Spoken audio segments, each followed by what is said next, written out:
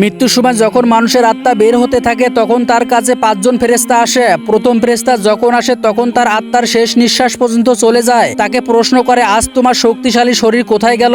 যখন আত্মা পুরোপুরি বের হয়ে যায় তখন দ্বিতীয় ফেরেশতা এসে বলে, আজ তোমার ধন দৌলত কোথায় গেল যেগুলো তুমি জমা করেছিলে? যখন জানাজায় উঠানো হয় তখন তৃতীয় ফেরেশতা এসে বলে, আজ তুমি এতটা লম্বা সফরে বের হয়েছ যা এর আগে কখনো বের হওনি। আজ তোমাকে এমন ঘরে শোয়ানো হবে যেখানে নিঃশ্বাস নেওয়ারও কোনো জায়গা নেই। আর যখন তাকে কবরে শোয়ানো হয় তখন চতুর্থ ফেরেশতা এসে বলে, কাল পর্যন্ত তুমি জমিনের উপর চলাচল করেছো আর আজ জমিনের নিচে শুয়ে আছো। কাল পর্যন্ত তুমি হাসছিলে আর আজকে কান্না করছো। কাল পর্যন্ত সবাই তোমার সাথে ছিল আর আজ তুমি একা।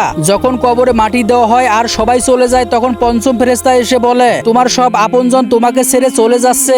যদি তারা থেকেও যেত তাহলে তোমার কোনো সুবিধা হতো না। আজকে তুমি জান্নাতের সুসংবাদ পাবে নয়তো কবরের আযাব। আল্লাহ আমাদের সকলকে কবরের আযাব থেকে হেফাজত করুন, আমিন।